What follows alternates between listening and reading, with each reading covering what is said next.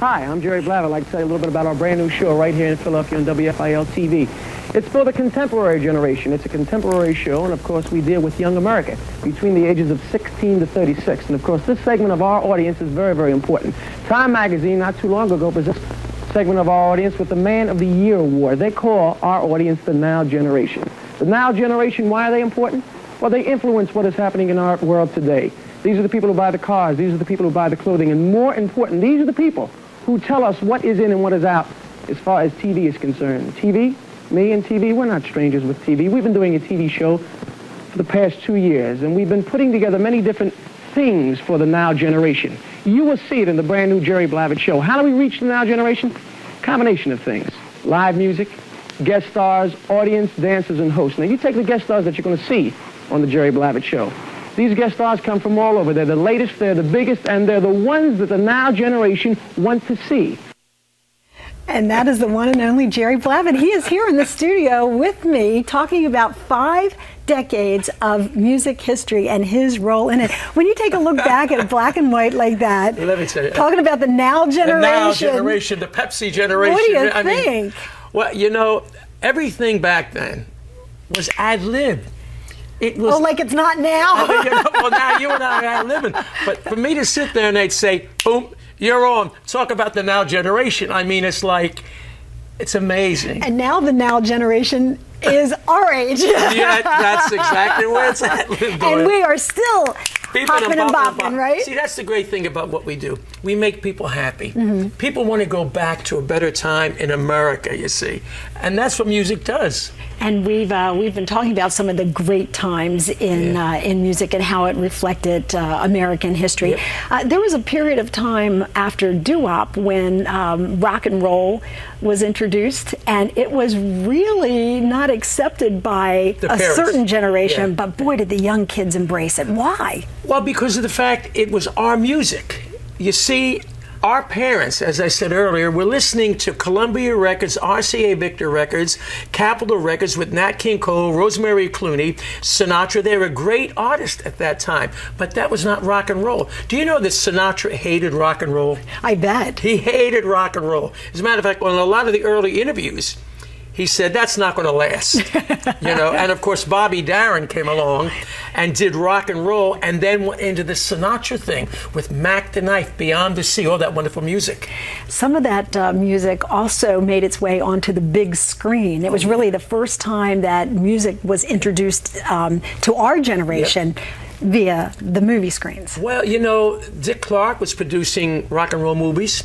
Alan Freed was producing rock and roll movies, and one of the greatest rock and roll movies was produced on 20th Century Fox, and it was called The Girl Can't Help It, with Jane Mansfield, Tom Ewell, along with Evan O'Brien. These were established stars, and it had Little Richard, Fats Domino, the Platters, also Gene Vincent. I mean, 20th Century Fox, the first rock and roll movie in CinemaScope, produced by a major studio. Rock and roll arrived in 1958. Well, I'll tell you, my generation through the 60s, we spent the time going to the movies, and boy, did we have our favorites on the movie screen, and of course the rock and rollers as well. We're going to talk more about that, but we did promise a few celebrity surprises here today, and to do that, we're going to go to the telephone lines now, where I am delighted to be joined by Frankie Avalon. Talk about one of the heartthrobs of my generation. Frankie, thanks so much for joining us. Hey, Lynn, thank you so much for having me on the show. Of course, you know, I've been listening to the Geator, and I've known Jerry. Hi, Jerry. Hello, Frank, my man. Pots and pans. All right, listen, you know, we go back such a long time ago. We go back as kids in the neighborhood of South Philadelphia when we were both 14 years old. We're both the same age now. We just turned 50. But good, that makes me 30, love. Yeah, right. But in the meantime, you know, you're talking about an innovator, and Jerry, I've got to say some things about you. So, you know, I know it's tough to take all the wonderful comments from people that say nice things about you. So close your ears. And I just want to say that the Geator, Jerry Blavat, has been in the lives of so many people throughout the last 50 years. Now, 50 years of doing anything is quite a feat, an achievement. But I just spent some time with him, and through Time Life, we just did a wonderful, exciting cruise on Carnival Lines for Time Life.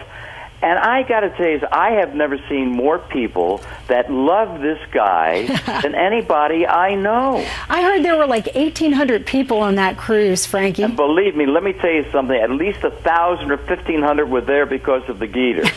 I mean, they just love him. And I watched him work. I kind of got off to the side there a little. And I watched him work. And let me tell you, he is a master of his craft. I don't know anybody that can do what the Geator does. I mean, I know Dick Clark so well, and so does Jerry, and I know a lot of the guys, Alan Freed I work for, but nobody can do what the Geator with the heater can do. I watched him. He is magnificent. Frankie, he's got a following that will never, ever leave him because they love him, they trust him, and he is the best. Yeah, he certainly is. Do you think it's we're ever going to see another generation enjoy someone like Jerry Blavat? Or do you think that those days of the DJ or being associated with music have passed us? Well, you know what, Lynn? I mean, I have never seen anybody who gets on that stage and gets people to feel good and to dance to the music and to hear the music that they've loved for years better than the Geator with the heater. Jerry Blavat is one of a kind. If we see it again, I don't know, maybe not in my lifetime. Okay. But he is the best. He certainly is. Well, he's got a big old smile on his face. You can't see him right now, but he's enjoying the comments. Frankie, I got to tell you something, and I said this to Lynn. We lived at a very wonderful time when your music and the things that I do represented a time in America that I feel will never, ever be again. And by the grace of God, we have the ability, and especially you, and his son plays drums. You know, you bring back such a joy and a happiness that I don't think that there will ever be another Frankie Avalon. Well, you know what? We had a rapport with our people, with our audience, with our fans. It's tough today, Jerry, as you know. You know, we didn't have the paparazzi. I mean, we had lots of following. We had fans. We had fan mail and all that stuff. But it's a different world, and, you know, it should be a different world. Progress. For the better, I don't know. In my opinion, I'd rather be back in 1958, 1960, you know. Right. But that's what the world does. It changes. It certainly does. Well, Frankie, you have been consistent in terms of being able to entertain audiences for all of these many years, and we've appreciated everything that you've done, and I certainly appreciate you taking the time to talk to us today on this special occasion of Jerry's anniversary.